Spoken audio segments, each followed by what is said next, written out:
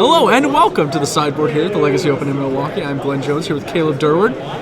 Caleb, you've brought another brew to Legacy here. I know you talked to me yesterday a little bit about Landstill and how you thought it was going to be a good card in the format again.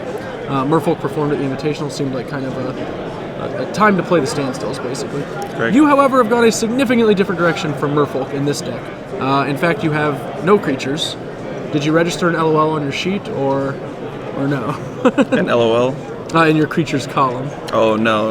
I did run out of space in the spells column, though. Oh, wow, that's a whole new problem bleeding entirely. over, right? First world problems. Too many sweet spells to play. There are a lot of sweet spells. So why don't you run through us this deck, in your own words, Black-Blue Landstill. Well, Landstill is a pretty old archetype. Basically, you want to get a standstill down, and then that forces the opponent to interact in some fashion. They have to break the standstill because you have manlands and they don't. Right. You're basically the better lands deck than they are, which is why you play cards like Crucible of Worlds to apply pressure. Like you can apply the Wasteland Crucible soft lock in that way.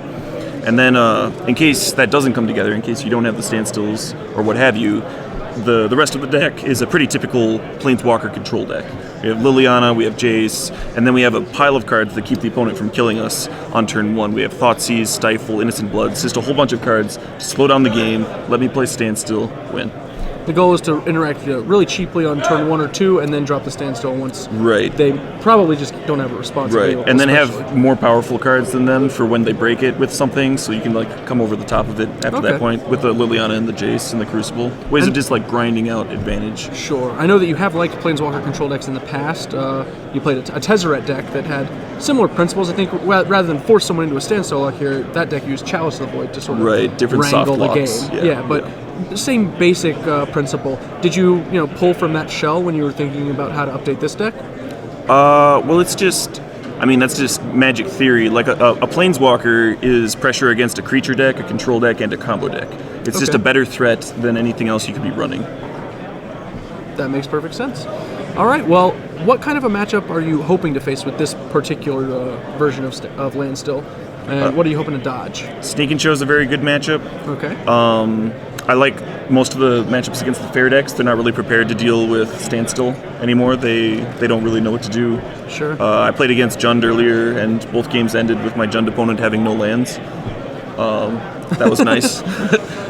Pretty easy. Right. I don't really want to play against Omniscience because they're much more can win the turn they cast Show and Tell than Sneak and Show is.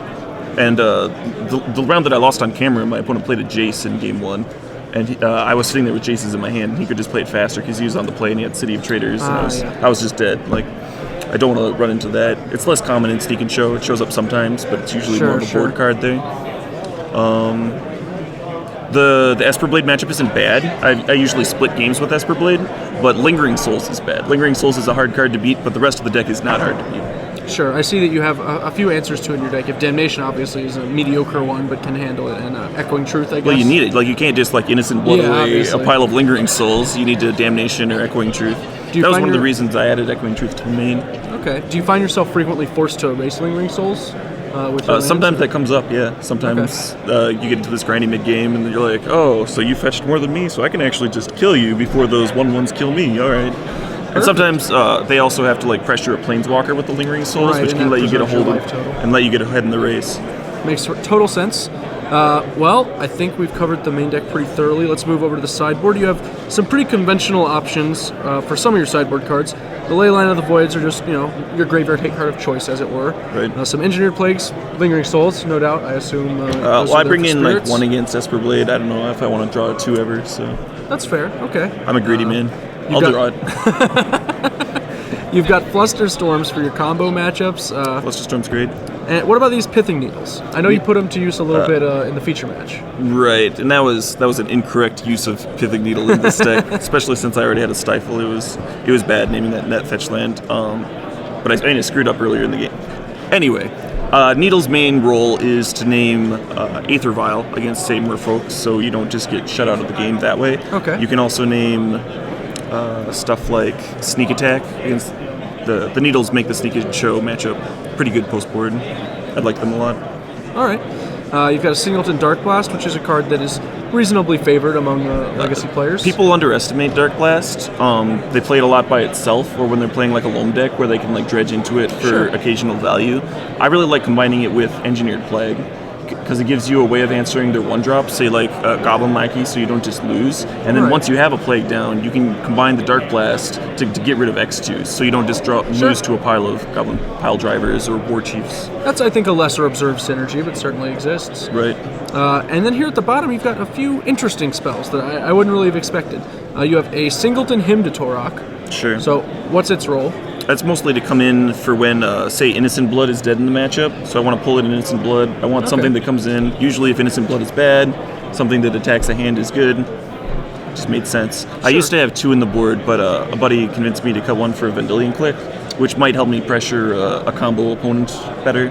Which is the other one of those strange spells, the only creature in your 75, and a pretty good one, does play the discard role. So the hymns I have taken are like the best weapon for bug decks against combo, and it seems like you can actually leverage a fair bit more advantage out of it when they're not going to have answers like Liliana's Sanctity. Right, it helps me get them Hellbent, so that the Liliana soft lock is an actual soft lock. The Show and Tell decks need 2 cards to combo off. They need Show and Tell and whatever they're putting into play. If they have no cards in hand, they can't actually win the game. Worth noting, the last card, we don't see it show up in Legacy very often, for sure. Personal favorite, though. I enjoy it very much. Smallpox. So what's the role of the Smallpox? Obviously, it's a disruptive card, but what specific matchups? Why Smallpox over that other cards? Sure. Well, I already have 4 Innocent Bloods, so it's not like I can run a 5th Innocent Blood. But if I could, it would be Smallpox, which I can. So it is. Anyway, Smallpox can handle creatures like Nimble Mongoose with Hexproof, which is pretty awesome. It also attacks the mana base, which is good because I'm a Wasteland Crucible deck. So it also attacks the hand, and I've got all this discard. So it just has tremendous synergy with the deck. It might be correct to like main deck 1 or 2, but then it starts to interfere with the blue count for Force of Will. Right. Yeah, you are a little light on that. Although you do have a lot of card draw to kind of help make up for it. This is really, true. I think you need the counter magic and the blue spells even before the standstill rather than after. Right, yeah, exactly. All right, well, how have you started off the Legacy Open today? I'm X-1 so far. We've had 5 rounds. So I think that's about right, yeah. 4-1. All right, well, a fine start. Good luck with the rest of your day, Caleb. Thanks for joining me.